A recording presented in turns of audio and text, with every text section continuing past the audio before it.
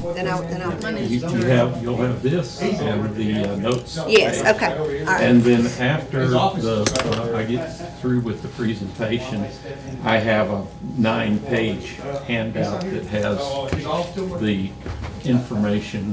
We don't have a test? No, I could, but no, I'll give you a handout that has all the Hey, documentation. you know how to collect the money for it, and I know how to get rid of stormwater. How about that? Because There I you have a go. lot to gotten rid of over the years. So, we're excited about being able to think about doing something productive. And I've been around, of course, I guess most of us, is the philosophy on stormwater changed. You know, once upon a time, that's the only thing we were interested in, was getting rid of it. Well, That's not the case anymore, but that's something that local government, it's more critical in the short term than complying with the permit. yeah, you gotta get rid of it. Yeah. It can't live in your building for very long, or your building No. won't last. Or your roads, or, That's right, or your streets or anything. That's exactly right. Nothing lasts with water sitting on top of it. somebody, I can't remember which class it was, it may have been chemistry, they said, water is a universal solvent. You give water long enough, it'll dissolve anything. Yep. Yeah, my dad told me that. The most universal solvent that exists is water. Water. He was a smart one. Pretty smart. Nolan, was there anybody that reached out to you that like, was not gonna make it? No, but I know of one that Kara said she would be here, so She did. otherwise It's amazing how smart our dads turned out to be. Oh, I know. let's see here. You're exactly right.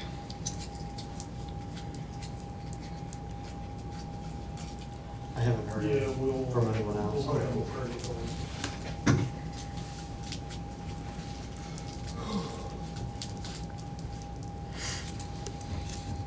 How are you? Good, you all right? I'm doing I good. have to apologize to you, and I invited Warren. But I don't know. I know him. Yeah. I'm kidding, he's a great guy. He is. But, I don't think his schedule allowed him to be here today.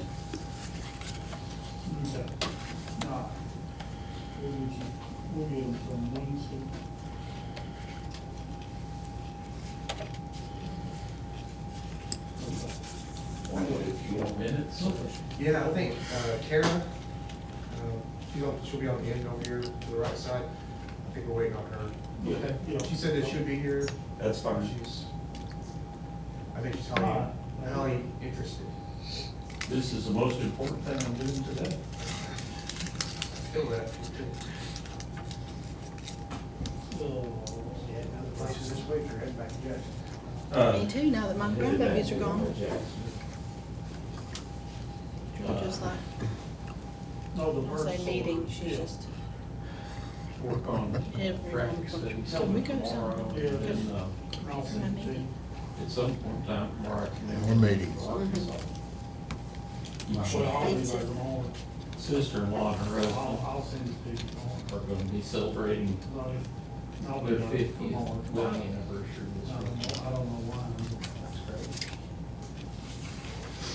Okay, that's all. It's wild and shit, then.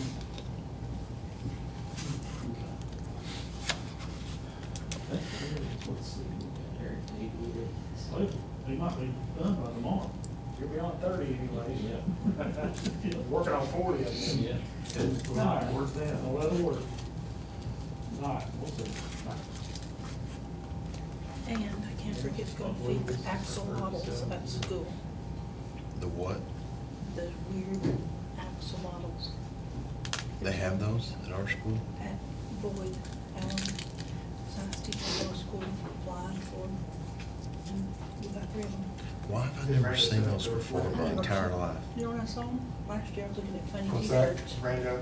And there was one like. Good morning, sir. Where do they exist in nature? Mexico. Mexico. It's over in That's a Native. creepiest looking thing. It's the weirdest. Are they harmless? Okay, Sorry, We no. have one that's pale. all right, I wasn't sure. Want to make sure. It's gray and it's black. Oh, what is being recorded? This will be. It's like a The little, PowerPoint presentation? Yeah. All of it. but it's like, We're not it's like a sending that personality. to- It's to the weird. public, but we're It's just- weird. So we have it for our own reference.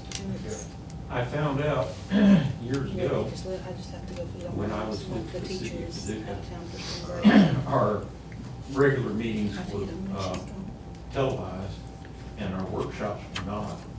And we got so much They more get one more. done. in the- Yeah. the They get one untelevised red one. We've had that Crazy conversation that they- recently, because we've had a few workshops. Yes. One big together. And, Are they exactly. Wasn't county start amphibians? doing, televising all Think so. all the meetings, and then I they understand issued, how they have to be able to do all follow of them. them. Not a mammal. But they came back after realizing the error of their ways and said, There's the we're last not gonna one. film workshops, because that's where people can ask dumb Oh, questions. the world. Right. Yeah, that's Don't wanna what look they're silly on. Well, on- another- Promoting. taking care of them. We had some of our. So what's board the end members, game for let's those say that the turn them back camera's out over at there, some point? and I'm a board member and I'd you're like to put me. them up as option. They'd say, Mr. Carson, I've got a question about this Because street now in that my we've district. had some of the kids When are you think they're gonna get cool, around to paving such and such, you become know? a pain in the neck. Yeah. Just, they play to the Do you camera. have Kara, who's Yeah. got Kara's number in here? She And needs to there- move it on. I have it. That's why I came to appreciate at large Have it. instead of, people having, do y'all have it large? We do. Oh, okay. So all of them are at large I don't Yeah. have it. membership. And For for, towns that way.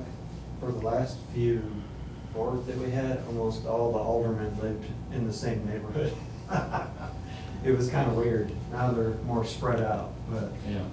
Well, I'll tell you, when you You go can just ask her if she's coming. doing a paving Yes. program or something like that, and you've got wards or Linda, she districts or really wanted to whatever, be here. you can say, I mean, this is, well, you know, I don't care what your program says or how you rated the streets. I want this much of the budget spent in my ward. Frank, you never heard that? We've never had. Let him have that. I feel for you. That and sitting across from fire and police at budget time. Yeah. Hmm. When they asked for a truck. Yeah. Okay, if you want to give them a backhoe instead of giving us some more equipment and want people to burn up in their house, well, you know.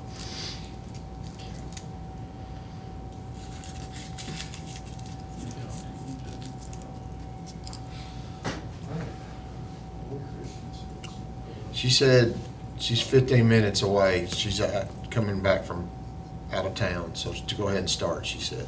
Is that Kara? Kara, yeah.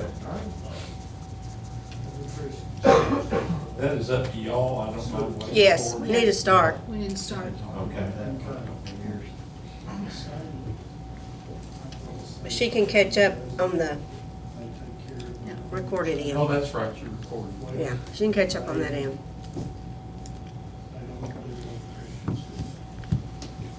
Because it's not a county school. Yeah. Okay. So they're wanting us, Yeah. and I told them that we probably take care of it. Let them have the initial Kick cost things off. and pay for anything. Yeah. I think I introduced you very well. Okay. I know. They know you're professional and you know your So stuff. just have her Yeah, but I'll get with you because, same. Okay. I think I've been told to start. Sounds good. Okay. Well, good afternoon, everybody. I'm glad you're here. I'm glad to have been contacted, and we're going to talk a little bit about funding your program this afternoon. So funding options for municipal drainage or permitted programs is what we're going to be talking about. Okay. Oh. Gotta sit somewhere else where I can see.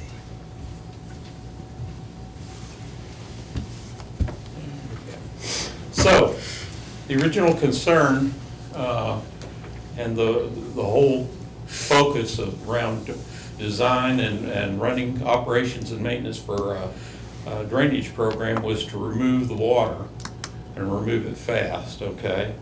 Drainage was necessary to ensure safe driving conditions. It's necessary to protect life and property, health and welfare. It's necessary to protect city infrastructure. Streets, the life of a street, a fellow named McAdam, the Scotch engineer who designed some of the first asphalt aggregate streets that were built and are still being built according to his principles today, said over 200 years ago that proper drainage was the life of a properly constructed asphalt street. Okay? So that's always been, for a city and for a public works department, the primary concern. Okay?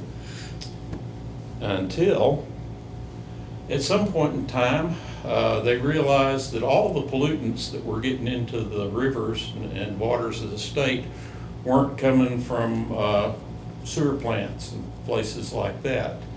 That there was a connection between the stormwater that was going in our drainage system and the rivers of the state, okay? That pollutants that went in here were coming out here and here. This is, whoa, what happened? All right. This is a fish kill on the Neuse River. This is about 20 minutes from where I grew up till I was about 13 on the Neuse River in North Carolina. 30 minutes after a major rainfall event, the banks were lined with dead fish. Okay. So this is the kind of thing that we're trying to avoid. So the federal government started requiring local governments to address pollution and rainfall runoff. And they came up with the stormwater permits that we had to get. Y'all have 6 elements, 6 minimum controls to your program: public education and outreach, public participation, illicit discharge detection and elimination, construction site runoff, post-construction runoff, and pollution prevention and good housekeeping. And I'm sure that over the years you've been made aware of what y'all are doing here in McMinnville to address these requirements. I helped the folks that were over Public Works and your first stormwater manager when y'all wrote your first notice of intent to comply with the program back around 2003 or 2004. So I've been familiar with y'all and your stormwater program for a while. Okay, so, but like we said, we know we got to comply with this mandate to address stormwater and help protect the environment. But in the meanwhile, stormwater, if you remember our original concerns, didn't go away. You know, those concerns are still there. Yes, we have concerns that we're interested in as far as permit compliance and protecting the environment. But our traditional and historical role concern with stormwater has been protecting our citizens and property in our jurisdictions. This is a picture from the floods in the late 20s, 1920s, that caused TVA to be formed. And TVA's original purpose wasn't to generate electricity, it was to control flooding.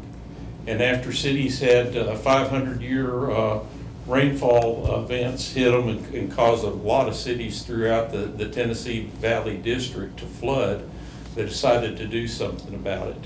And that was the original emphasis. And so we still have that emphasis today. You know, forget 1929, let's fast forward to 2024 and 25, okay? So we hadn't gotten away with that. So we've got to do both. We've got to deal with our flooding, and we've got to deal with compliance. So the next thing that we have to do is figure out how we're going to pay for it, okay? Some of the possibilities in funding your drainage and stormwater compliance are to try and fund your program with existing general fund dollars, to dedicate a property tax increase to your program and fund from general fund. Just raising taxes without dedicating them, that money then becomes something that can not necessarily go where you want it to go, and you miss the point of raising the taxes. You can do a dedicated property tax increase. And if you do that, you have a dedicated revenue stream that you can point to when you go out for loans or bonds. You can say, okay, yes, we're looking for this, but we have a dedicated revenue stream to repay it, okay? And that's, when I say leveraging, this next item is leveraging your fund dollars with bonds or loans. Okay, you don't want to do operations and maintenance or on an ongoing basis with money from loans or bonds. You want to use those for capital improvements or repairs or things like that that go beyond normal O&M. But if you do pass a tax increase or something like that, the people will start saying, okay, we let you vote in this tax increase. When are you going to start making these improvements? Why are we still flooding here? Or why are we still getting grief from the state about our permit? What do we have to show for this tax increase? Well, if you leverage those funds, instead of trying to allow them to build up until you can start doing the capital improvements program or something, you can go ahead and go out for bonds or loans and use that to guarantee that you're going to pay those back and start being able to show almost immediately the results of getting them to do this. Another thing you can do, which will also give you a dedicated revenue stream, is make your program user-funded. Set up a stormwater utility fund, okay? A stormwater user fee, whatever you want to call it. Okay, so we talked about using existing general fund. We got a mythical city with a $10 million annual budget, and we're going to split it, the pie, 5 ways: fire, police, administration, parks and rec, and public works. We're going to give each of them in this mythical, and you know it's mythical because we're doing this, we're going to give each of them a $2 million slice out of that $10 million pie. And we're rocking along, and all of a sudden we get mandated to have a stormwater program.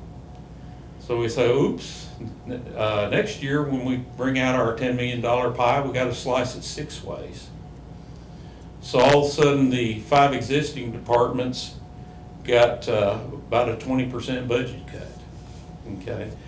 Are most of the departments in your jurisdiction running with enough fat in their budget that they can take a 17 to 20% hit so that you can start up a whole new program? And if not, what kind of a program are you going to be able to fund with the fat that's in your existing general fund?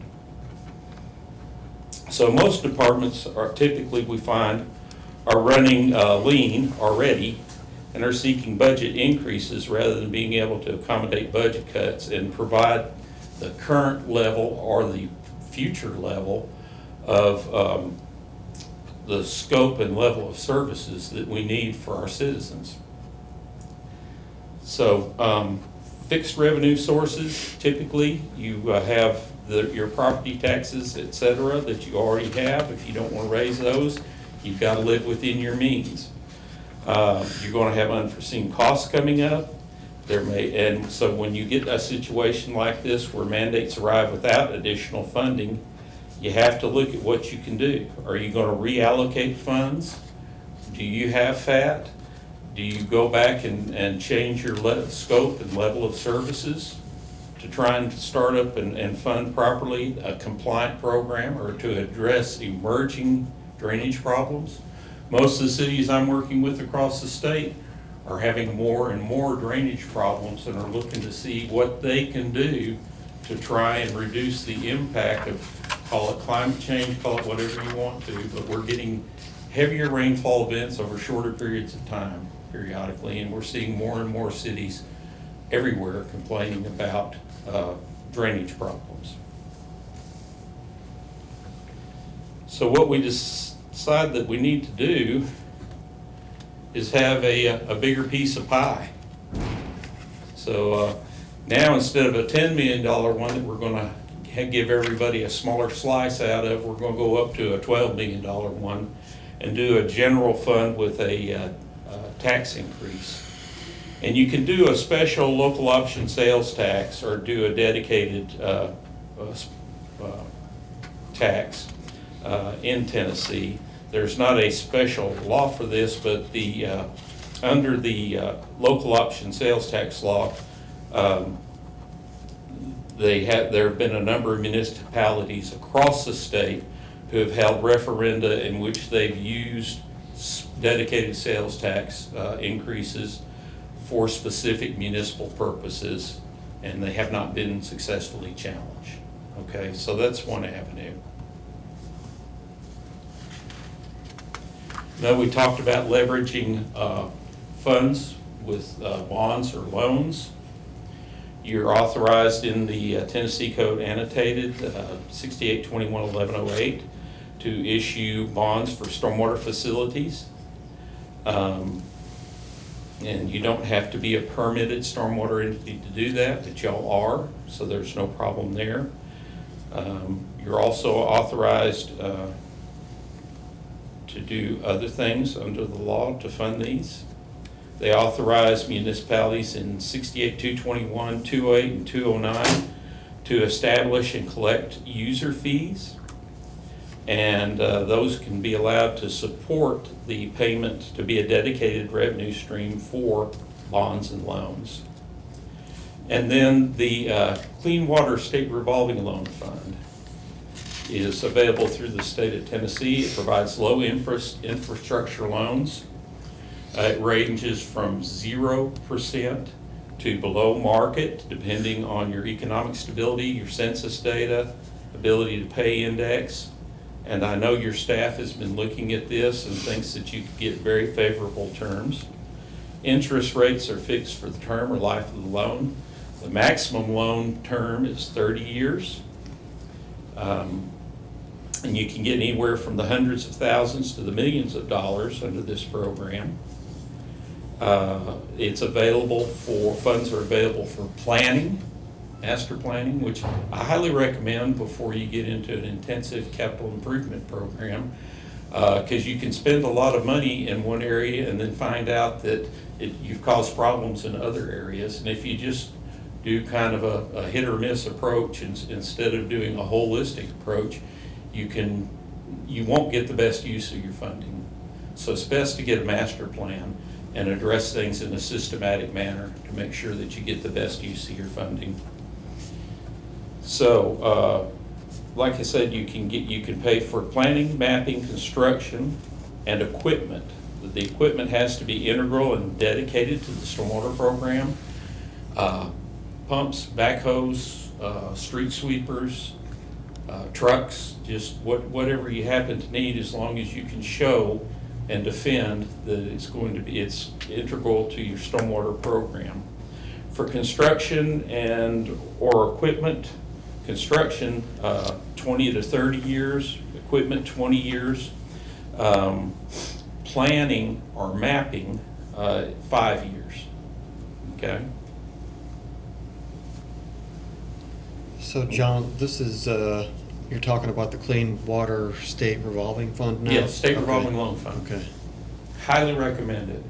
And it used to be one of those things where some engineering companies didn't really want to fool with it if they were doing the application, because it was a whole lot more difficult to apply for. They, excuse me, had so many hoops you had to jump through, and then they would come in and audit periodically and want to see the payroll from the contractors to make sure everybody's being paid Davis-Bacon and different things like that. But I think they've streamlined it some and made it a little more attractive. Plus, the terms for some of these, for some cities, work out to be almost a grant, you know. Mm-hmm.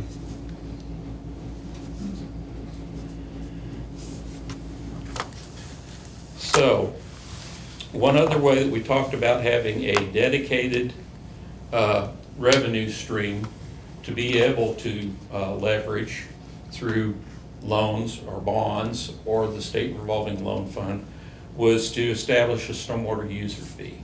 Okay, so under 68-221-1101, and you get the authority to have a program. And then they have the legislative purpose And the 1107 gives you where you are given the authority to collect a facility user's fee, and your drainage system and the treatment, what's the word I'm looking, stormwater control measures, your best management practices that are part of that. Those are all part of the facilities that the people who are contributing to drainage in your jurisdiction, in your municipal separate storm sewer system, or MS4, are using, okay? So they are the beneficial users, and they are the folks that you can charge a fee, okay? And under the law, it has to be proportionate to their usage, okay? It's like with water or sewer, you can't just have a flat fee and they use whatever. You have to be selling them something that can be measured. And the law has said that in the state of Tennessee, it has to be tied to impervious surface area. Okay? So they don't require you to go out there and measure every single home. They say, okay, you can say, well, if your home falls in 0 to 1,800 square feet or 0 to 2,500 square feet impervious footprint area, you can have this rate, and then we'll call that an equivalent residential unit. And then you can bill everybody based on multiples of that. And we'll walk through some examples of that, and I have some in the handout for you. So it shall provide for users who construct facilities and maintain them, and for compliance activities. When you get ready to establish one or amend the fee, you're going to have to give at least 30 days notice in advance of the meeting where the discussion and any voting would take place. You are authorized to enter into a contract for the collection of stormwater facility fees with any public or private corporation or municipal utilities. And they are given authority in the same law to not accept payment for the utility bill that it's on unless it includes the payment of the stormwater fee. So if somebody comes in and says, I want to pay my utility bill, I'm going to pay everything on it but the stormwater fee. They say, no, this isn't a la carte. You have either paid your bill or you haven't, so you have to pay the stormwater fee, or you haven't paid your utility bill, and we'll come shut your water off. Okay. So that is the best way, if that's an available option, is to get the stormwater utility fee billed through your local utility. The University of Tennessee Municipal Advisory Service, it'd be nice if I could say it since I work there. Several years ago, when all this was starting up, we said, what can we do best to help cities as this is coming on board? And they said, we need a model ordinance for the program, and we need a model ordinance for funding. We got with the USDA was in the room, and they said, hey, we'll pay for it. So we got the initial funding to do this from USDA, and we did the model ordinance, which has been updated many, many times, and I think McMinnville, I guess, has just recently adopted the updates to be permit compliant with this latest permit. And then a few years later, they said, okay, we're doing the municipal stormwater utilities now, but they said we're only going to give that authority to the Big Four and any other cities over 100,000, or which, you know, that kind of language that they put in there, and you know what city they were talking about, Clarksville. And so MTS went to the Tennessee Municipal League and said, hey, this is a great idea for these folks, and if it's a great idea for them, isn't it a great idea for all the cities? And does it have to be for just the cities that have a permit? And TML said, you're right, this is a great idea for all cities, and no, they shouldn't have to have a permit. And so they found a sponsor, and then we got to where we could have a stormwater utility fee for all cities and counties in the state of Tennessee. And you don't necessarily have to have a stormwater permit.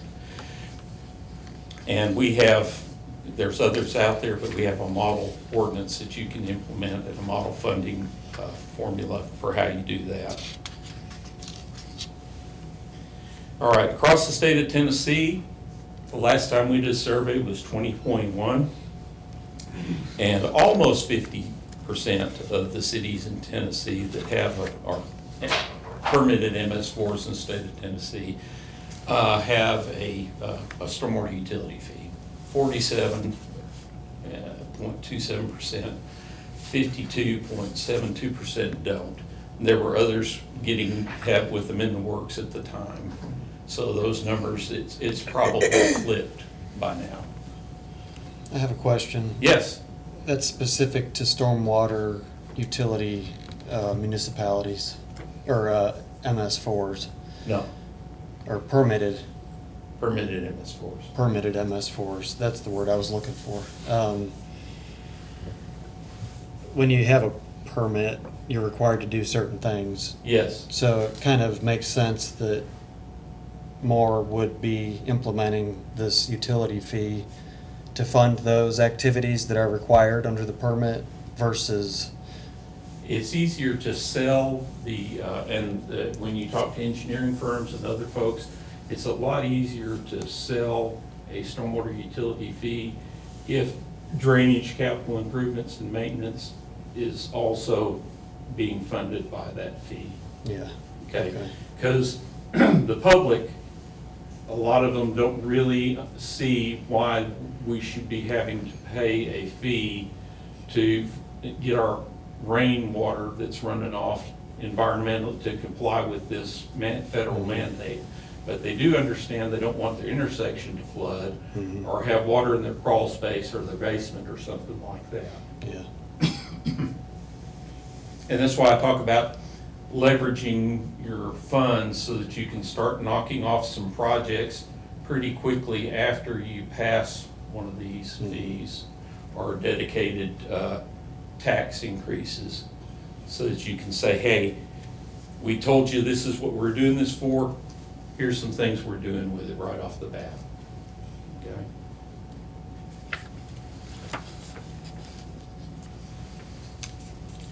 So, like we said, the law in the state of Tennessee is these have to be based on impervious surface area.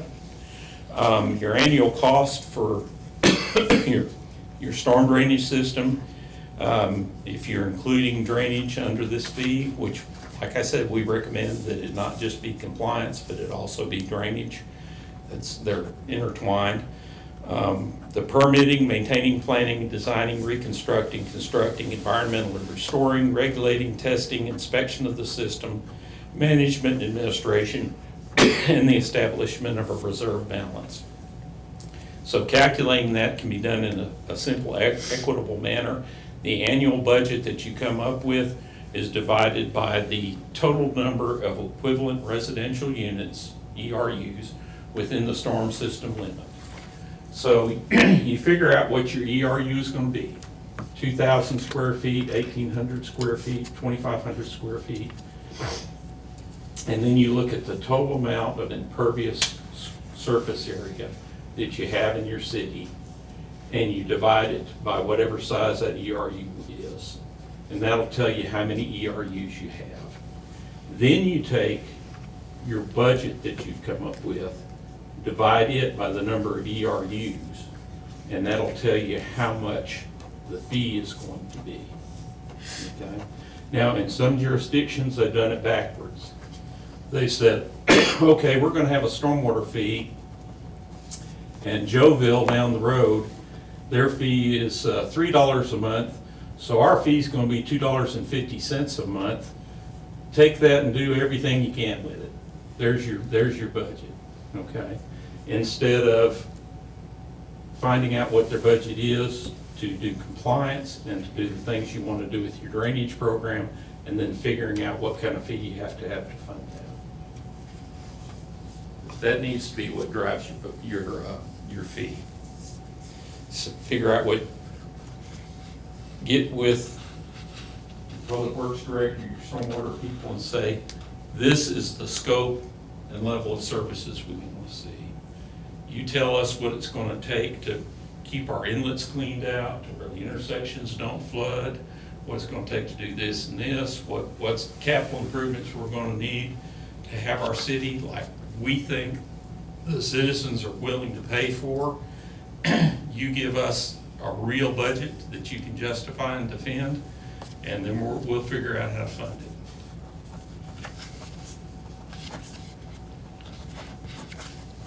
Okay, so you figure out, like I said, and when you look at the number of ERUs in your system, when you're looking at that impervious, that includes everybody. Everyone's a customer, unless they live on the edge of town or next to a river, and every bit of the water from their property flows outside of the city or into the river, they're contributing. But they're still a beneficial user of your streets and everything. They're still benefiting from, so they can get a reduction, but they can't necessarily have, and they can install stormwater controls in their property that can entitle them to a reduction. But they can't ever totally get out of paying the fee, okay? And just like a church has to pay for their electricity and their sewer and water, a church has to pay its stormwater fee. The US Post Office has to pay for its other utilities, it has to pay its stormwater fee, okay? So there are no customer classes that are exempted from paying a user fee for stormwater. Everybody pays, or it's not a utility. Any questions?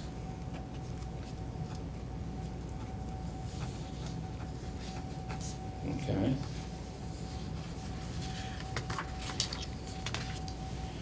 So you take that ERU, and the average square footage of a single-family residential property is equivalent to the ERU, the equivalent residential unit. Some cities have the GIS capability and the staff where they've actually measured the individual homes and assigned them on the per square foot basis. But most don't, and so you come up with an average. Now, the average can be done by measuring all these homes, or you can take a representative sampling. And I used to remember, so let's say, I think out of 100 homes, that if you sampled 8, that would be considered a representative sampling. But I can't remember for sure. I can find that out and let you know. And but you get a representative sampling. Another thing that you can do is use a recognized third-party source, such as the Census Bureau. Southeast Census Bureau will tell you that the average size of a residential home in the southeast is 1,800 square feet. Your local Bureau of Realtors may tell you that the average size of a single-family residence in McMinnville is 2,300 square feet, something like that. As long as it's something logical and defensible that you can use, or you can do the sampling. I don't know, y'all have a plan for how you're doing? Yeah, we've already done it. It's property assessor. We use the Okay. property assessor, put that into a spreadsheet, found the average size of the houses. Okay. So your total ERUs are other developed property, which is everything that's not a home that has impervious surface, and then your residential ERUs. So, and we already talked about this. You can either get the measurements which you have or get them somewhere else. Here's an example. You've got an apartment complex. It has 217,800 square feet. The ERU in this jurisdiction is 1,800 square feet. So there's 121 ERUs. So the monthly charge per ERU in this jurisdiction is $271 times 121 ERUs, means that $327.91 is their monthly user fee for this one, okay?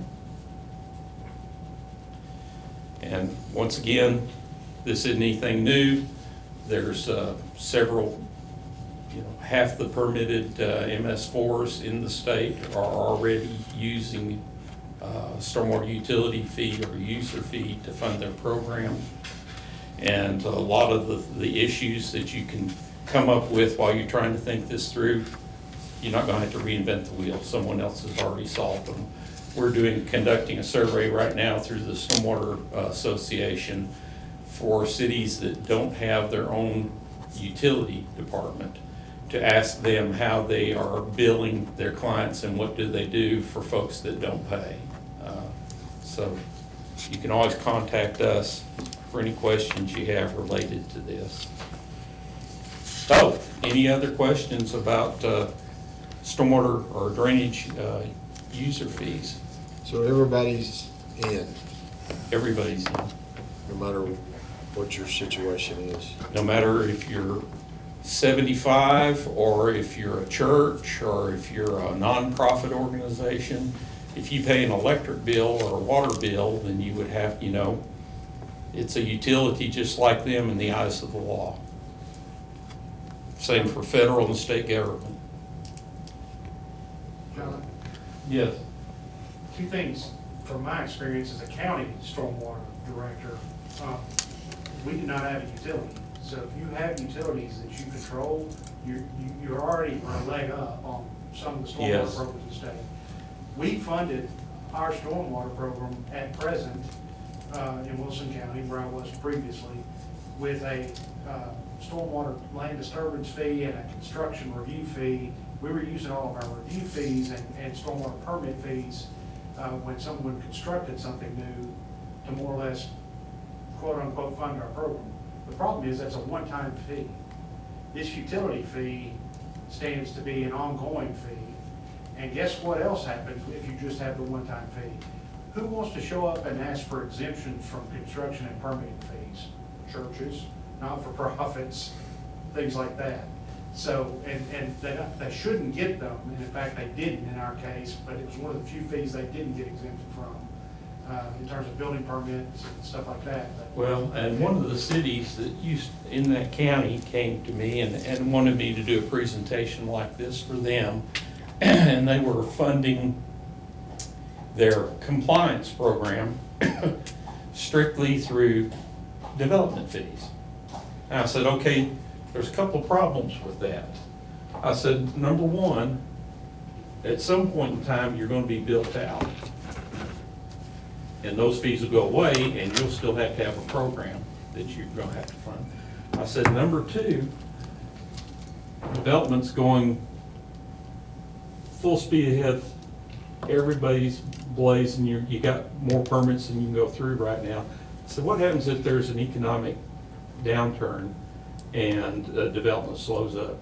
Y'all remember the dot-com bubble thing when nobody could get construction loans and development stopped for a while? What was that, 2008 or something like that? Well, that was a couple of years after I'd given them that presentation, and I'm sitting there at my desk one day and my phone rings and it's them, and they said, you remember when you told us that we might run into a problem if this or that ever happened with being able to fund our program? It's here, it's happened. Would you mind coming back and giving us that presentation again? So, I just want to make those two self-professed points from somebody that's not been able to adopt a utility fee. For one, counties are in a little bit of a different circumstance. They don't have as many utilities they can attach something to. yeah. That like cities do. So this would be an added fee on our existing utility bill for. It would be one more line on your utility bill. You got water, you got sewer, you got garbage, you got stormwater. Yes. And it says in state law that, you're authorized to do that, and that if they try not to pay just that one line item on their bill, that's not acceptable. They can't say, well, I'm not gonna pay for my garbage service. I carry my garbage to No, you are, yes, you are. Well, we never flush the commode at our house. Well, you're, you know, you either pay your utility bill, you pay 100% or it's not considered paid. So that is the very best way to collect the revenue from a user fee. And if y'all have utilities and can get it done on that combined bill, that's absolutely the way to do it, and you're in a really great situation compared to some folks out there.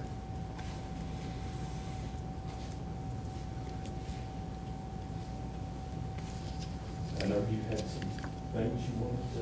I hear, yeah, yeah, so, Hey, Carol, I'll talk the with presentation you so you is guys there can under know. your computer.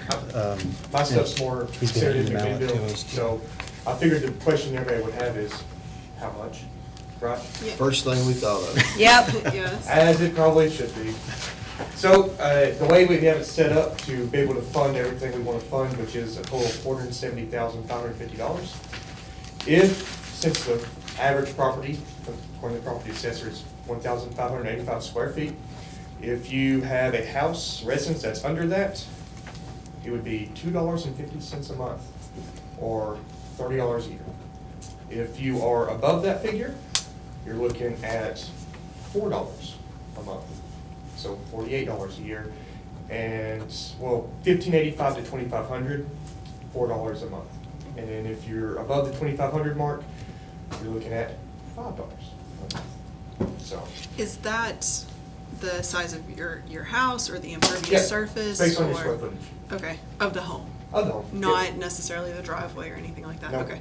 not counting the driveway. When we look at commercial properties, we'll be adding a 1,000 square feet to it. So when we start calculating commercial properties, it'll be 2,585 for one ERU, because we are factoring in the impervious surface of the residence. So like your driveway, your patio, your outbuilding, things like that. So really, when you look at it in the properties, you got like 4,200, residents with a water tap. 2,700 of them are going to pay $2.50 a month, and then 1,000 of them will pay $4, and 300 of them will pay $5.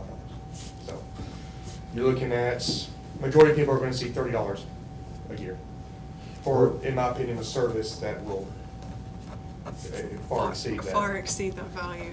Where did you get the 400 plus 1,000? You said. What did you Okay, do? so first thing we did was we made a budget. So we wanted to put the, first thing, we wanted a staff of 5 people.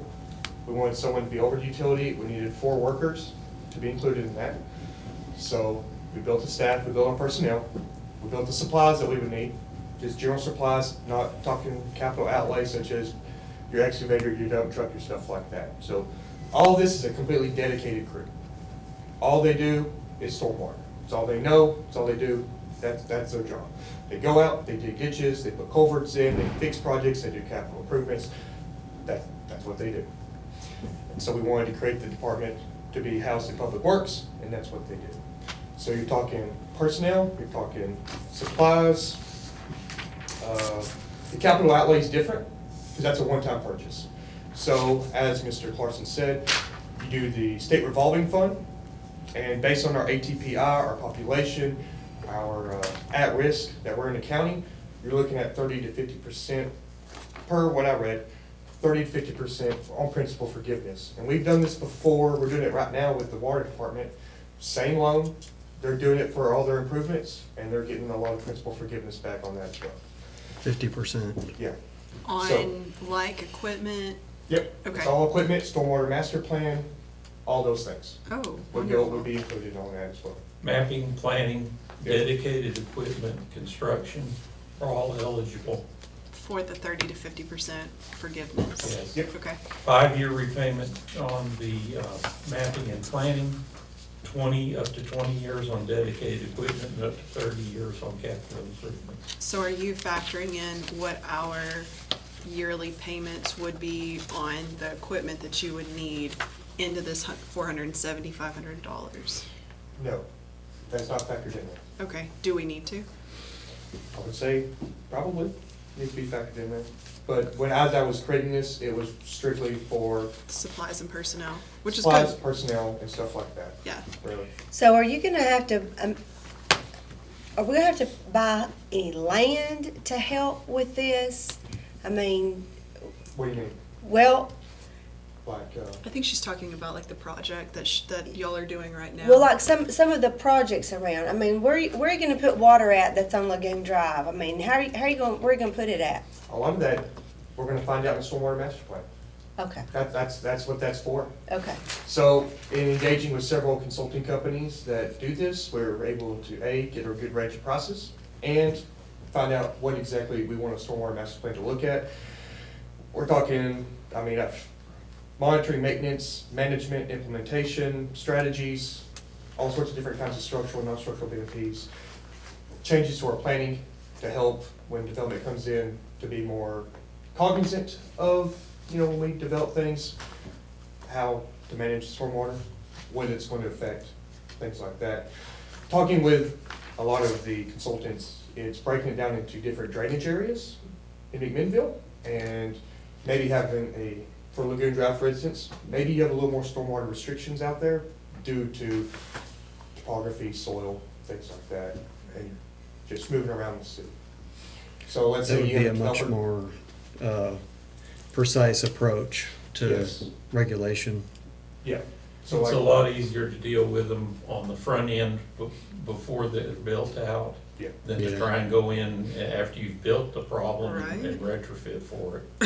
Yes, Well, that's the unfortunate problem that we have right now. it is. Well, that we're going back to fix, but moving forward, it's so much better for us to. So this would give us the ability, the knowledge to go back and fix a lot of the issues that were created, but also plan for the future and get ready to not have these problems 30 years down the road that we're having now. So just like off the cuff, how many pieces of equipment do you think you would need to have the available resources that you would need? Like, you need an excavator of some type, you need, how many? So what I put in Yeah. terms of capital, was one excavator, one dump truck, we need a truck to pull it, and a trailer. Okay, so 4 pieces. 4 pieces that are capital, yes. So you're like, probably 100,000 on the truck and the trailer, and then the dump truck, I don't know. We're looking at 125,000 on the dump truck, 100,000 on the excavator, Okay. 70,000 on a good city vehicle with a trailer. Right, okay. So you're looking at 270, you get half of that, say you get half of that forgiven, so you're at, what, 135. 135, okay. And then what would your monthly, or your yearly payments be on 135 at 5 years? At 5 years? I don't know. Let's just It say. would be very, like $10. I mean, it's low. 135,000 divided by 5 years would be $27,000 a year you would have to pay. Divided by 12, 2,250. So you need to up that 500 by, what did I say, 12, that $27,000. So about 30,000 roughly. So if you say 500,000 is what you really need. Probably. Okay. Until that's forgiven, and then we would just have the extra 30K. Right. Yep. So do you need to maybe recalculate based off of a $500,000 We can. budget? I It's- don't want you to be underfunded. No, I got you.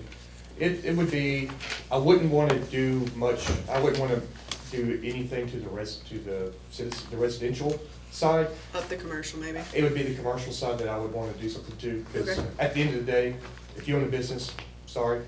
It's true, I have 3 blades of grass. You are the main contributor to the stress of our infrastructure at the end of the day. What are Not, you? not you. Oh, I know, I got it, I So know. really, I would, What's the- personally, when I was putting this together, I want to minimize residential side. Good. I agree maximize the commercial 100% side. on that, I do agree. So what's a commercial looking at? I don't think. So commercial looking at, I've even got some examples. Okay, So, let's say Chicken Chef, everybody's favorite place to get breakfast, right, $7.50 a month. So okay, their parcel's relatively kind of small, 7,700 square foot, they're looking at $7.50 a month. What about an 11,000 square foot building? If you're talking Tractor Supply. Okay. And the furniture store, they're looking at $105 a month. Okay. So something that they could split. If you wanna go big, you're talking the McMinnville Plaza. Mhm. And you're talking $457.50 a month. But at the same time, they've got like 30 tenants. And 40 for what they're tenants. contributing to the runoff, like, Yeah. yeah, go ahead.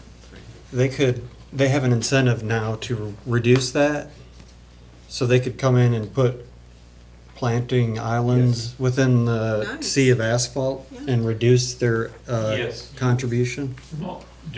For existing folks, you can offer them some incentives to do things like that to reduce it. And for folks that haven't built yet, you can offer them some incentives. Mhm. But you've got to realize that every break you give them means that everybody else has to pay more to make up the difference. So guidelines are, you never let these things stack to the point where someone is going to get their fee cut to 50%. Right. Okay? There's gotta be a limit on, and that's a policy decision. So you But this is a way to incentivize them to decrease their Yes. impervious surface. Yeah, and you're balancing between wanting to reduce the impact on your system and the cost of operating it to you're reducing your incoming revenue. Yeah. You could just jack theirs up 30% and then offer them a 30%. And personally, I think, when I looked at personnel, I think it would be of great benefit to the city to have an engineer be over this utility fee. An engineer he can be the fifth person, so I had like had an engineer, a foreman or construction manager, and then 2 heavy equipment operators and general labor. So I think, to look over the utility fee, things like that, I think under Frank's leadership, you have one person right underneath Frank, and I think it should be an engineer that does it, personally. That way they, design different things. I just think it would be most beneficial for the city. I agree. to Is have. there any possibility of sharing equipment? with I Public think- Works? In my opinion, they're digging up water cuts out there to put concrete over or asphalt. You're tearing up sidewalks. I think that it might be tough to share the It would be a equipment. conflict, because if I need it on this sunny day and I need it on this sunny day, who gets it, Yeah, that's like sharing employees. It's very difficult. Very. Yeah. I'm guessing Well, These guys there may be fine. some things that could be shared Exactly. every once in a while. Yeah. But probably not your main pieces of equipment. I think it might be tough. And if you use that clean water revolving loan fund to purchase the equipment, it has to be dedicated. That's right. Can we go back to that? I guess. Okay, I need, where's the equipment gonna live? Let me ask that. Where will the equipment live? At Public Works? There's room there? Got room? Okay, Equipment, employees, all of it would be housed. okay. So what if we get to, everything's working, you set up the program, and we come to a point where was that you were talking about a minute ago? Lagoon. Lagoon Drive, and we go, we can't fix it. Within reason, we can't fix it. So then what happens? All these people are paying this fee, and there's some problems that aren't existing, that there's just no, way to do it, so then people are really gonna be, I think with the stormwater master plan that we would have, I believe that would tell us. Yeah. If there was like an area that, it's just developed, it's all the conditions, you just can't fix it. Honestly, I think it'll probably say something like, you have to purchase the properties to protect the homeowners. Right. I think you gotta protect them from That's what you were themselves. talking about. And there's money out there for that too. Under hazard mitigation. So I would say that would be like the worst case scenario Yeah. type of thing. That's what I was talking about land. Yeah. Yeah. Because, eventually, it's gotta go somewhere, and if you can't figure out where it's going, it's gonna stay where it is, and it can't stay where it's at. Right. Well, and we have to educate the public too, that they've got to understand they can have all the drainage that they're willing to pay for and that the topography will allow. But I was working with one city where they were wanting to know what drainage improvements they could make because, and had me come down during one of the events when it was going on, and they said, what can we do to keep this from happening the next time we get this kind of a rainfall event? And I looked at the river that their town was draining into, and it was out of the banks and flooded. And I said, I'm sorry, no matter what drainage improvements you make, when there's gonna be times when things are gonna flood. If you had the best drainage system in the world right now, the water hadn't got anywhere to go because the river's already out of bank. Well, that's not typically been our problem here. Ours here has just been, we've had not a lot of stormwater. Maintenance, So you improvement. build- There's not been a lot of anything on stormwater in ever. And when you said a while ago, 2003 or something, when they did a stormwater program here, 2003 and 4, Yeah. I think I've been so. flooding for a long time, and they've nothing. That's when y'all started working on complying with the mandate. With the MS4 program. Okay, well, Making minimal. That was environmental compliance, that wasn't the drainage. okay, well, I was gonna say, because that was nothing. I'm just grateful it's finally getting some attention, and we're finally trying to figure out where to put it, what to do with it, and how to protect people's things, because it is no fun. For example, on the blue building property in the back, where they did that pavers Yeah, in the driveway that yeah. drains all that water off there instead of having to run off. Yeah. Was that a requirement? No. They just did it? Yeah. So that was their, no state So requirement or anybody? they had to like offset somehow without building a pond. And so they did some green infrastructure and things like that to offset it, which is always. an Okay, so offset it field. sort of was it was, they did it to meet a requirement. They used to meet a requirement and optimize how many units they can put out there. Yeah. Which we always advocate for them to do stuff like that. Right. Sometimes the engineers just really like their ponds, so. Well, they are also used to building in Murfreesboro as well, and, Murfreesboro had a big deal. They made all construction kind of halt for a little bit until they got a handle on theirs, because they were just booming and building too much at one time. Yeah, we advocate for stuff like that. Yeah, I just wonder if there's gonna be a situation where, or if it creates, where maybe the incentives, but I don't know if they're enough to justify something like that, but where a developer like that goes to all the time, expense, and effort to do those things to help the problem, then you got somebody else that just gets by with whatever they can get by with, but they're both paying the same Yeah. user fees. You know what I mean? So like, let's say hypothetically, blue building, their user fee would be reduced because they use a practice. So such they as get a that. break. So they would get a break. They'd get a reduction in some sort. Most of your pushback is gonna come from local businesses when you're talking commercial, industrial, whatever. The folks that are like the Walmarts and the people that do business all across the country, they're already used to paying these fees and putting in these stormwater controls everywhere else they build. The Chicken Chef's gonna say, we don't have a stormwater problem. I Our bet. store's been here for 50 years. Yeah, and it's your everything's mom good. and I don't pop. They need sit it. I on don't the need any hill. help. Right. They're at the top of the hill. Yeah. Good for Right. them. And You're right. they're gonna say, well, we bought this property because it's at the top of the hill, Yeah. so we wouldn't have these problems. Yeah, but you live in the community with the rest of us. I'm that just saying what live they're gonna You under say. built the fire truck to be able to get there, And and it's, then and you it's, have a, a grease it's, fire. I understand what they're saying.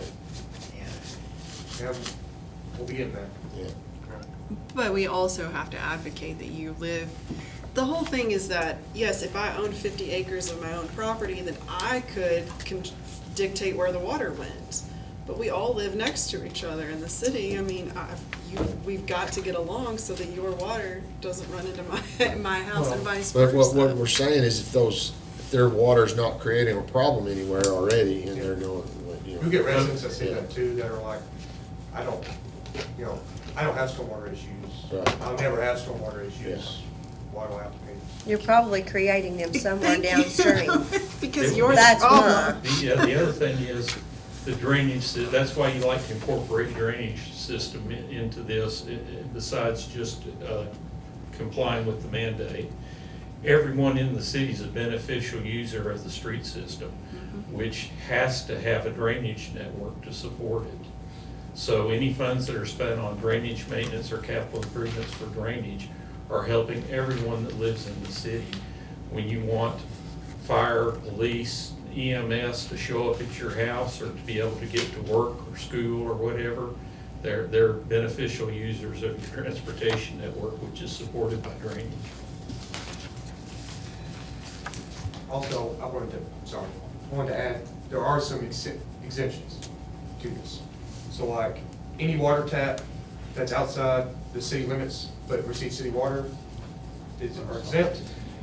Undeveloped property that doesn't have, that's just wooded or just out there that's never been developed, they don't have to pay anything. Railroad, exempt. Cemeteries, exempt. And any agricultural properties. I have a question. So I went over to the property on Pace Street the other day, right after the big rain, and there's water sitting, I mean, it's like puddled, of course, but it's rushing onto whatever street sits perpendicular to that property. So I guess it's like Franklin, maybe? I'm not sure. It's always going, oh yeah, I know what you're talking about. And so there's a drainage pipe from that undeveloped property just rushing down Franklin. I mean, and when I say rushing, I mean rushing. And then it's pooling behind houses in Yeah. that neighborhood. Are they exempt? Because they've pushed off all that wooded area. They've almost created this problem because now it's like pooling right by the street. I don't think they should be exempt from it. They'd have to apply for it, the agricultural. For exemption. They'd have to It's apply not- for that. Is it agriculture? Are they planting stuff? Is it like currently? I know when they first cleared it off, they planted corn there. I don't know, but somehow if you have the ability to change the rules in there, you have to apply for the exemption, and if we go out there and see that you're contributing to runoff into the neighborhood adjoining you, we're not exempting you. Some jurisdictions require the tax information, when you paid your income tax or took your deduction or whatever for agriculture. You want the Schedule F? Yes. Okay.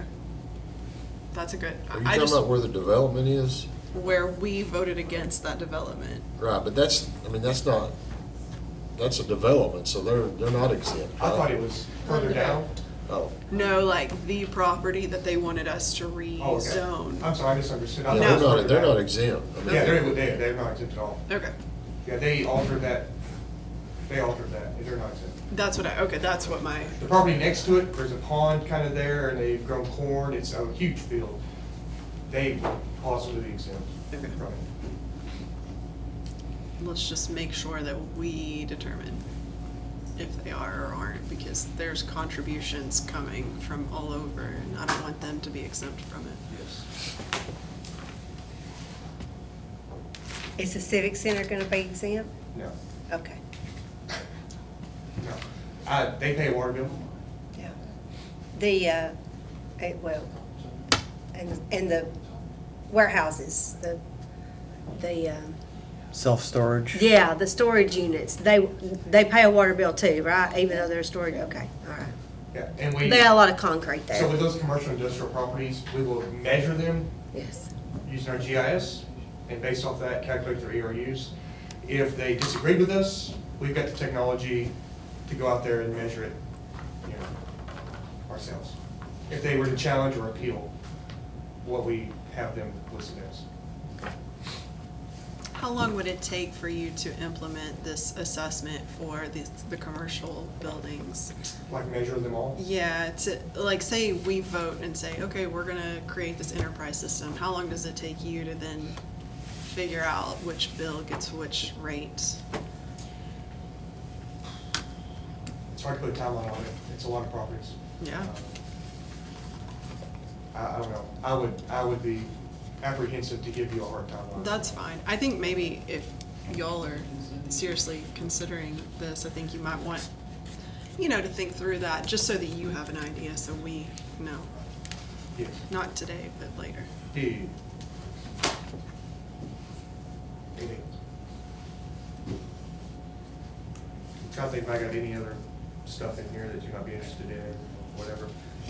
When are you looking to implement this? So, the way I had it planned out in my head was that we couldn't do it this year. We have to wait till 2026 Okay. to do it, if we do. The state revolving fund opens up next March. So, if you did vote for it to happen, hypothetically speaking, we'd have to get the state revolving fund, and that would essentially fund our first year. Okay. So whatever we need, I think I have with the 470, but more like 500,000.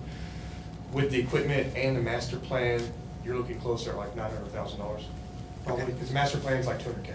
Okay. Because it's citywide, we have 11 or 12 square miles. It's gonna be every property, everything Okay. for it. Yeah, so we would have to fund the first year with the state revolving fund. And then once we have that done and we get our principal forgiveness, then we'd be paying it off and moving forward based on what we collect. And usually, I believe what we collect that first year when we get the state revolving fund, we just go straight to debt. Saving. Just getting rid of the debt, Okay. pretty much. Aren't we already in some with, Nathaniel and his bunch, aren't we already doing some We're doing the study? state revolving loan fund for the water plant. No, but, I mean, a And it's- stormwater study, I mean, hadn't we talked about that with them? We talked to them about it maybe 5 years But we ago, never did, and it just took forever, and we just decided to start working on some projects. okay. Yeah, so they did like a little small study for the drainage area that contains Yes. Miss Morton's property. This would be like a, That was it. for yeah, that. Yes. it was very minor. 20, This was is- it 25,000 I or couldn't something that remember, was, yeah. it was even that much? I don't know what it was, but I just remember there being a certain amount of money that covered them coming and doing that study right through there. This management plan is for everyone. Yeah. It's huge. Would you use them to do that? Is that in their expertise? I would bid it out. I don't want to say. Oh, well, okay, but is that in their expertise? Let me just ask that I question. think that. 'Cause I know- Haley is more wastewater and Okay. drinking water. I think that is like their specialty. Because that's kind of like what we did on this Potter Lane, the Yes. Potter Park and the other one. Just kind of send it out and let them bring it And in. with the state revolving fund, they would require us to do that kind of process. Yes, okay. Okay, you don't want to have someone do this master plan, but it's not something that they have experience. Oh, with. that's true. For example, CSDG, that's doing our Potter Yeah. Lane and stuff like that, they met with me multiple times to go over what we want and stuff like that. Where are we at on that anyway? Are we anywhere like? Yeah, they're doing geotech right now out of Bobby Ray and Potter Lane. They are 20% done with the construction documents. Okay. So, we're getting there. Okay, yeah, slow. So, what can we do to help this move forward, just so we know? I might have missed it, maybe you already said it, I'm sorry, because I was late. I was just saying, what can we do as a board to move this forward? Like, what are the action steps that we would need to take, just so we know? Well, you can tell staff that you want it to happen. You could pass a resolution or something if you wanted to, but the city manager can just tell them to get things ready to come back and present to the board to get some contracts and other things Yeah, it's- signed. If the board wanted to move forward with it, the city manager can ask us, and we'd go and get everything together and figures and the budget and stuff like that for consideration. Is step one to pass the ordinance to implement the utility fee? Step one would be, I would guess, to present it. Well, I mean, You know, at a more what are we formal- presenting? Is it the request to implement the stormwater utility fee, or is it, I mean, all of it? I would, s- We can put you a timeline together. Okay. To look at on what needs to happen. That's in what perfect. order. Okay. And like, before you do that, you want to have some more back and forth over the budget and Yeah. things like that, because that's gonna determine the fee, and make sure that everybody's on the same page about that. What's the scope and level of service is gonna be, you know, and get maybe a better handle on what the expense you can look for in getting your master plan done, and, you know, some things like that, but Okay. we'll get you a flow chart going. Perfect. On what needs to happen. in regards to the master plan, I think I've got like 10 items on the master plan, 8 items. You can choose what you want, what you don't want. If you want less, it's gonna cost less, you know? So I got a bunch of items that they recommended that needs to be incorporated, and I can send those out to. And we can talk to other cities that have gone through this process. And, one, we can get you a short list of the firms that are recommended for doing the master plan. The other thing we can do is get some do's and don'ts. Mhm. Those are always good to have. And if you It's wanna nice to see- know what to do, but also what not to do. If you want to see the figures and the calculations and everything, I can send those to you guys as well, just so you can see and get an idea. I have it broken down by square footage of the properties, and then we'll have it down to how many of each property exists. And stuff like that. Does the master plan, is there any kind of rating or end result from the master plan that tells us, you know, how bad our problem is, that, like, compared to, They would prioritize Yeah. how you need to proceed in dealing with drainage problems. Yeah, I don't think it would. you don't get a score? Yeah, it's not gonna compare us to like other Spark, cities of like our to size, Spark. be like, you guys are terrible, we're all right. Yeah. They're not No. gonna give you a C plus or a D or anything like that. What they are gonna do is they're gonna say, here are your problems, you know, here's a snapshot of your situation. Here's some possible solutions, and here's how we prioritize the implementation. Yes. So you said $200,000 is pretty well what it would cost to get a master plan done? Of this magnitude, yes. Would you all be opposed to us putting that in the budget to That's get what it I'm started? thinking. I think we need to do some sort of start on something before we Lose momentum? start saying, oh, guess what? You get another bill on your Oh, yeah. already bill. That's fair. I think we need to start showing that, and if we were to get a master plan, I know $200,000 is a lot of money for something like that, but I understand what it is. But if we had a plan, I think people would buy into it better if they knew more of what we were gonna be doing. That's right. Because, you know, when you just say, okay, we're gonna help you, but it's gonna be a year, and then we're gonna give you a bill, and, you know, when you start doing that, their mind's going. Well, is this gonna solve this and this and this if Yeah. you do that? So Well, we I don't just know. think if we have a plan first, Okay. and to educate people into the plan, then we will know where we're going with it. You're saying fund the master plan another way? I think funding the Have it. master plan in a different way, just at first. If you Yes. want, you can wait until the state revolving fund comes around next March. I and don't fund it that really way, wanna or if wait. you want it done Yeah, like that. I would We like could to be see paying something in double this for it. next budget. We would be Just- paying double for it if we do it now, Yeah, pretty much. potentially. Potentially, you. What do you mean double? Because we don't get 50% forgiveness. Tell that to those people that are flooding out. And tell them, we're gonna Agreed. wait, we're gonna help you, but we're gonna wait another year. Would the So- revolving fund reimburse us if we go ahead and prepay? No. No. I think Carrie's right. I think we have traction on this and we need to go ahead and move forward with a master plan no matter what. So, Even if it costs, I mean, even if we don't get 50% loan forgiveness, we're not gonna have to borrow other money. Does that make sense? Yes. Like, we won't be borrowing No, the but- 200,000 but to his and point, paying you're on gonna it. pay, you're gonna pay a lot more for it if you do but it. then we can just, it puts us in a better position.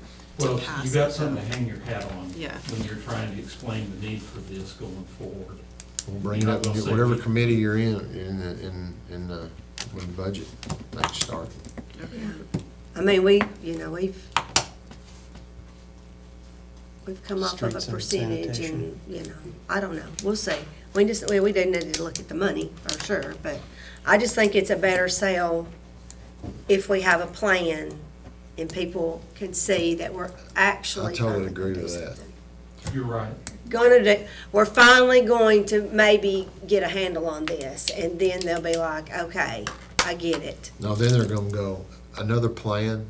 Another plan. What, if we work with one of these one of these groups, maybe we can sign a contract in different stages where we say we'll pay you $100,000 up front right now, and in March of next year, we'll pay you the other $100,000, and then we would get at least part of that forgiven. I mean, potentially they would work. No, they're not gonna work with it. Like, is it done in phases? Is the plan done in phases? To even, once you're doing something that's going to be reimbursed, you have to get their approval for going through the engineering selection process. Okay, never mind. Oh, yeah, Okay. let me tell you, that is a year, okay? And Then we need to I- make our own choices I then. was- 365 days. No, it's too long. I was working, I think it was Lakeland, they had an city engineer that had come from Montana, and he asked me some of the same questions. Can we get them to reimburse? Because he said in Montana we could. And so I called, I had some connections over there at State Revolving Fund, and I said, they want to know if they could be reimbursed for what was already done before things kicked off and everything. And he said, no. He said, well, they said that the engineer said that his experience was that he was able to get that done in Montana. And he said, well, tell him to click his little ruby slippers together 3 times and go back to Montana. Did you say that? Sorry, that's Kansas. That's a different state. So, Yeah, you he did was say behind something me. about a grant, possibly a grant for the That's what master my- plan as well? Was that in there as well? I wrote a grant out beside where it said planning, mapping, construction, equipment. Yeah, I think that's still the stormwater revolving, I still That's, say revolving. that's still that, okay. Yes. Yeah, Now, he said that FEMA it can act like a grant because you get the okay. principal forgiveness, so Okay. it can feel Okay. grantish. Granted. Very Adjacent. Yeah. Yeah, okay. FEMA and Homeland have some funding available for things like this. Okay. Do y'all work with anybody like community development partners or your development district or? We partner with UCDD on occasion, the Upper Cumberland Development District, that's East Kansas. Jeremy Holly at FEMA is the NFIP flood insurance ambassador between FEMA and the state, but he also runs all the hazard mitigation grants, so he'd be a good one to talk to. And I think there is an HMA grant that will handle planning as a partially funded thing that you can get through an HMA grant. But you gotta pick a timeline that FEMA's got for those grants. And some of them are only open when there's a federally declared disaster somewhere in the state. You don't Well, have we to got be part one of it. right now. Yeah, you don't have to be part of it, where the county's even named. It just opens up the funnel. Jeremy said. You keep asking questions, you keep getting information, don't you? There's a sewer overflow and stormwater reuse municipal grant that is by FEMA? Anyways, the point is that I think that this sort of started, I'm not gonna say completely started, but I think we had where sewer, wastewater kind of cut us off from running stormwater into their system years ago, a few years So- ago. That's bad, when stormwater is getting into our wastewater. Exactly, but it looks like we might qualify for a municipal grant based off of the fact that we did that backing off of letting it go into wastewater, and now we need to reconfigure where that runoff is Did going. you say reuse? Uh-huh. Stormwater reuse municipal grant. I So don't- we got a CDBG grant a while back for repairing inflow and infiltration in the Skyline area. And doing those repairs, I think maybe it could be said that, or argued that it increased stormwater, because now that stormwater's not getting into the sewer. I don't know if that's true or Yeah, not, that was but, infiltrating. I was told by the people that did the study and everything, that prepare yourself for stormwater issues now. That it's not going to the. now that it's not going into the sewer. So, yeah, we've got another grant we're about to get started on the same thing over on Lind Street in that Lind and Locust area to replace sewer lines. Will that really ever happen? Yeah. Yeah. Yeah. Okay. That straight's a What hot do you, mess. what do you guys want from me? What do you want, what kind of information do you, 4 or 5 want to see? I want you to see if you can find a grant that will help with any of this planning. The $200,000 plan that we want to start on, right? Yes. Can I keep going? Mm-hmm. Please do. Then I want to see if we can put any money in the budget under streets and sanitation or whatever to help with that funding. Okay? And no, we're not taking it out of paving streets either. Just saying that out loud. Just making that statement. Okay, now I'll let anybody else say what they know. I think that's the best, like, hers are priority, and then after that, of course, you sort of recalculating what your budget needs based off of your decisions from what she's saying. Okay. But kind of keep it at the forefront of us as we're going through this budget cycle, because I think we want you involved in this budget. The plan is gonna tell us what our budget needs to be Yes, if we For do that. capital improvements. Yeah. yes. And we're doing that first. I mean, well, that's our idea anyway. Mm-hmm. Yes. Depends on how soon we do it. I can send you guys information. Your building will only flood 3 more times in the next year, that's all. And I expect you to come with your shop vac, And okay? squeegee. Everybody's I got good shop invited. back. Bring your shop vacs and come. I'll be cheaper than, Hey, I'm better than Serve Pro, I'll bet you Servpro. that. I bet you are I'm too. better than Serve I would Pro. not doubt that one bit. Yes, I can have it in about 30 minutes. We're good. That's unfortunate, though. I will send you all, including Sally and Ryle and Rachel that aren't here. So we're in March right now, and we're about to be in the budget cycle, which is pretty quick, Yes. so. I'll send you guys Okay. the list of items that comes on the stormwater management, or Okay. stormwater master plan. Tell me what you want, what you don't want, and then I can get a more concrete figure of what that master plan will look like. Okay. Okay, all right, guys. I gotta- And John, you can share like a overall flow chart of how the process should work. You know, you usually need a flow chart or just a sequence, a action plan, you know. Perfect. I gotta get back to work, guys. Thank you. Thank you very much. Thanks, Wendy. No problem. Appreciate it. Very welcome. Nice to meet you. Nice to meet you. Is Bye, that Karen. Rachel's? Bye, Carrie. Is that her, is that Rachel's? It is. Yeah. She left it here last time, along with her car keys. Anything else that I can do? That you want me to do? I think you're good. Yeah, thank you all. I mean, this has been extremely helpful in my Yes, opinion. thank you. He goes, You're very welcome. we were talking about this stormwater in the sewer, and he goes, that's bad. Get a copy of the presentation. I did, it was already on my chair, thank you. You're welcome.